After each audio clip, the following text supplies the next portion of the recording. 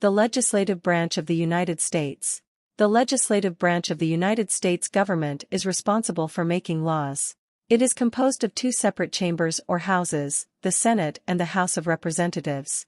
The Senate is comprised of 100 members, with each state having 2 senators.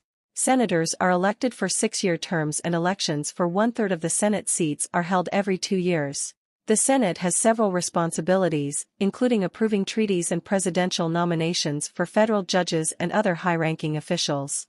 Additionally, the Senate holds impeachment trials for federal officials, including the president, vice president, and federal judges. The House of Representatives is composed of 435 members, with the number of representatives from each state based on population. Members of the House are elected for 2-year terms, and all seats are up for election every 2 years. The House of Representatives has the power to initiate revenue bills and articles of impeachment against federal officials. Together, the Senate and the House of Representatives are responsible for passing bills and approving the federal budget. Bills must pass both the Senate and the House of Representatives before being sent to the President for signature or veto.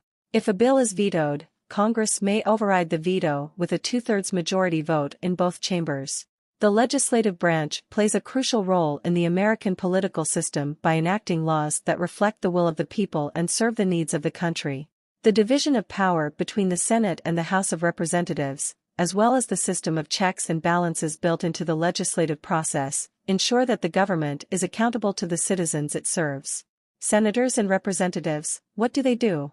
Let's see in detail.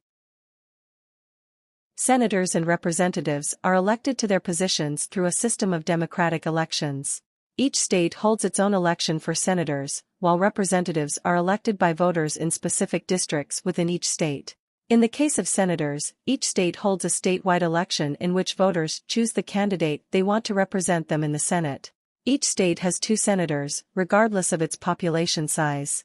Senators serve 6-year terms, and elections for Senate seats are held every 2 years, with 1/3 of the seats up for election at a time.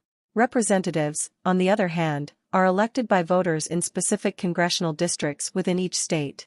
Each state is divided into congressional districts based on population, with each district electing 1 representative to serve in the House.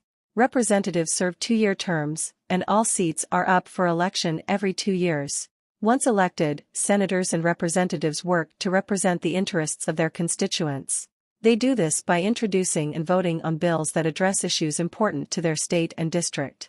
These bills can cover a wide range of topics, from healthcare and education to national defense and transportation. Senators and representatives also work to secure federal funding for projects and initiatives in their state or district. This could include funding for infrastructure projects, education programs, or economic development initiatives. Overall, the role of senators and representatives is to represent the interests of their constituents at the federal level. They do this by introducing and voting on bills, securing federal funding for their state or district, and advocating for policies that benefit their constituents. Here are some key points explaining how the legislative branch, specifically the Senate and the House of Representatives, are responsible for passing bills and approving the federal budget. Introduction and passing the bill. Bills are proposed by any member of the legislative branch, but typically originate from a committee or subcommittee focused on a specific policy area. The bill is introduced to either the Senate or the House of Representatives. The bill is reviewed and debated in committees before being considered by the full Senate or House of Representatives. The Senate or House of Representatives must pass the bill with a simple majority vote. If the bill is approved, it is sent to the other chamber for consideration and possible modification. If the other chamber approves the bill with no changes, it goes to the President for signature or veto. If the other chamber makes changes, the bill goes to a conference committee composed of members of both chambers who work to reconcile the differences between the 2 versions of the bill. Once the conference committee reaches an agreement, the bill is sent back to both chambers for final approval. If both chambers approve the reconciled bill, it goes to the President for signature or veto. If the President signs the bill, it becomes law. If the President vetoes the bill, it goes back to the Congress for possible override with a 2/3 majority vote in both chambers. Introducing and passing the budget. The legislative branch's responsibility for approving the federal budget. The budget process begins with the President submitting a budget proposal to Congress.